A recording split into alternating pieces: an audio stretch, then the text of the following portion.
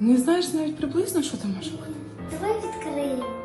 Як мені це дуже складно.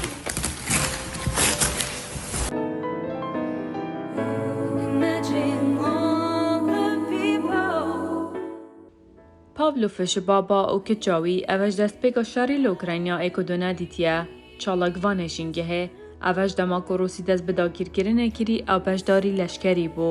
نوکاوی بتنه چند روشنه دیگل مال باتا خوب بورینید بری وگرده و ناوا شر.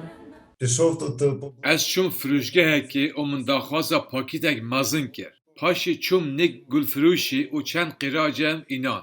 û min her tişt amade kir û ez li bendê mam. Min jina xwe agadar kiribû da ku ev netirsîn.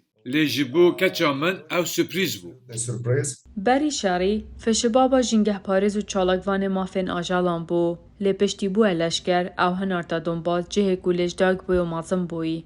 Мене відправили на мою Ev e baştirîn xizmeta mirov biket. яка може Parastina axa xû. місця, тим більше, що لدمن آرام دا فشبابا هلبستان دنویسید و دوتورن جواکی دا بلاف دکد. هلبستک جبو کچا خود درست کریه. Тільки не пиши мені. Bu min tenê ser şerri nenivîse. Bêje min, li nêzik te baxçeyek biçûk heye ve haj dengê kêz û mîrûle heye. я думаю, що Ez hizir dikem ku helbest dikare bibe pirek di navbera eniya şer û berderê malê. Gelek hevalê min bi wî rengî dibîne. Ew helbestê min bû jinên xwe dişînin. Da ku hestên xwe diyar bikin. Ji ber ku hinek caran ew bêpeyv dimînin.